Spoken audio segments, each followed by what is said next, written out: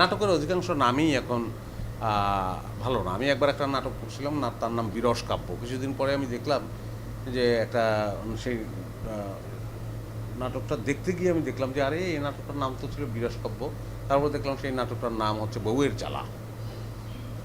তো এই ঘটনাগুলো আমরা ঠেকাতে পারিনি, আমরা চেষ্টা করেছি, আমি ব্যক্তিগতভাবে চেষ্টা করেছি, কিন্তু এটা ঠেকানো যায়নি। তার কারণ হচ্ছে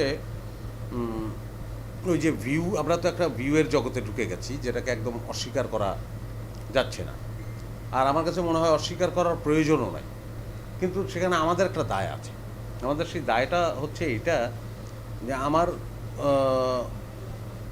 নাটক দর্শক দেখবে, আমি তেমন করেই গল্পকে বানাবো যে আমার নাটক আমার দর্শককে দেখবে, কিন্তু আমি আমার সত্তাকে বিসর্জন দিয়ে না, উলঙ্গ হয়ে না।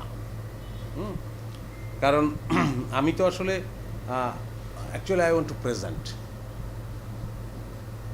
তো একটা লোক, এই কথাটা আমি প্রায়ই বলি, যে একটা লোক দীর্ঘকাল গুড় খেয়ে এসেছে, গুড়। কারণ আমি বললাম যে লোক তো গুড় খায়, তাদেরকে গুড় দাও।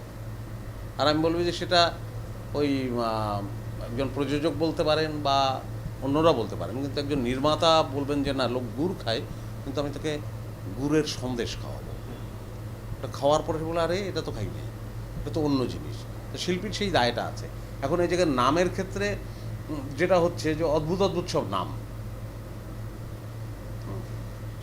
কিন্তু আমি যেইটা আসলে পছন্দ করি সেটা হচ্ছে যে ভেতরের গল্পটা অ্যাটলিস্ট খুব ঠিকঠাক না। মাথা গরম জামাই একটা নাম হতেই পারে, মানে এর মধ্যে খারাপ কিছু নাই, অশ্লীল কিছু নাই, কিন্তু আমাদের শুনতে যেন কেমন লাগে। কত সুন্দর সুন্দর নাম আমাদের এক সময় ছিল, আমাদের সিনেমার নামও সূর্য দিঘল বাড়ি, তিতাস একটি নদীর নাম, ক খ গ ঘ ঙ, মানে নামের মধ্যে একটা সাহিত্যের ছোঁয়া ছিল।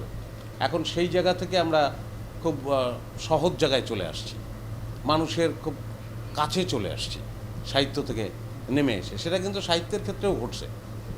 সেই বঙ্কিমচন্দ্র থেকে, বঙ্কিমচন্দ্রও বলছে রচনার ভাষা প্রাঞ্জল হওয়া উচিত, হ্যাঁ, কিন্তু ওনার ভাষাই পড়া যায় না, মানে পুরো বোঝা যায় না।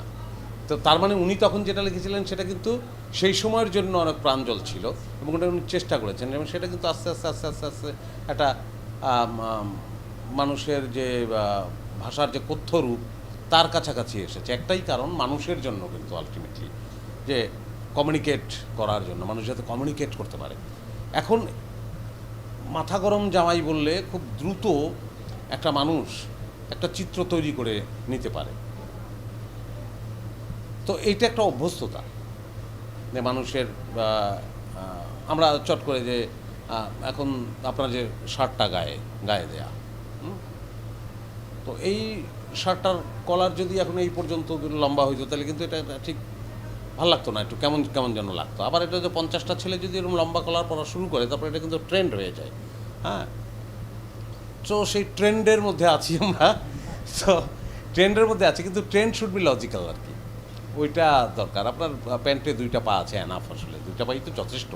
আপনি একটু এক্সেপশনাল কিছু করার জন্য মাঝখানে একটা পা দিয়ে দিলেন বড় করে, আপনি একটা নতুন ট্রেন্ড তৈরি করে, বাট ইলজিক্যাল, এই আর কি।